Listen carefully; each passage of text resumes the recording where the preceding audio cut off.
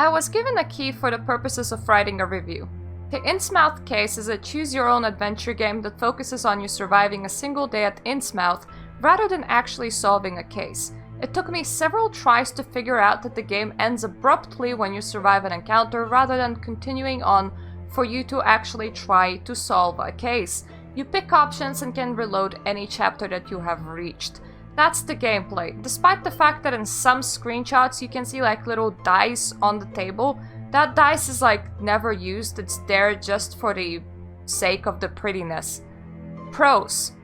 Once you realize that the goal is to survive, it is easy to get lost in it, as you don't really need to worry about solving the case. Explore Innsmouth, get yourself caught up in something, replay the chapter to see if you can get out. It's really fun, you're just kinda exploring and trying to get the achievements. Place descriptions are written really well. Whoever made those knows how to write. The game is pleasant to look at and pleasant to listen to. Cons. Odd humor. Adding poop to a character's last name or trying to experience lesbian sex before you die counts as humor, I guess?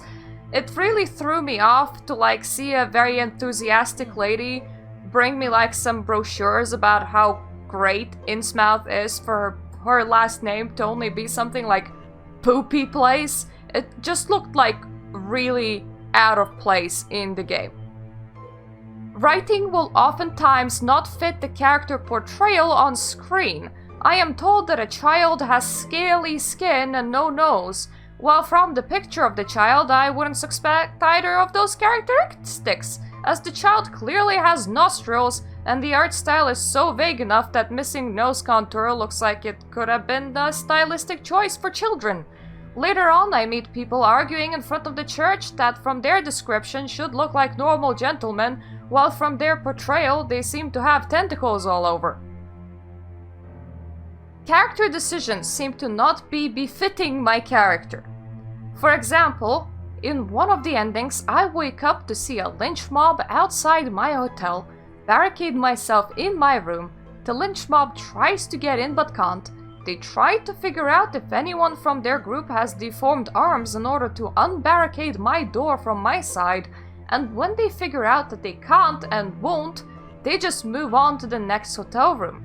After this ordeal, my character remembers her trip to Innsmouth fondly and wonders should she visit the town again. The game is not narrated, you have to do all the reading. And I understand that it's a small indie team, but listen guys, even if you're a one developer crew, you can read your own game out loud yourself. The game does not respect its own source material, disclosing that it understands that the source material is problematic at the start of the game and distances itself from it. Overall, I feel like the Innsmouth Case is priced too high for what it is. Coming in at £10.49, the game provides me with little what I couldn't get in a £2 title outside of, maybe the prettiness, because a lot of games that are just text price themselves at like $1.99. Yes, it has a good look to it, but it provides no extra mechanics outside of clicking through text, and considering that the whole point of it is just to survive a day, a single playthrough can be as short as 30 minutes. I feel slightly torn as I'm tempted to open the game back up and click around for the other endings. However, if I was to purchase this without narration or extra polish, I don't see myself paying more than £5 for this game full price. Not like half price. On sale I would expect it to be like £2.50. If I was to rate the game out of 10, factoring everything in it, I would currently say it's a 4 or 5.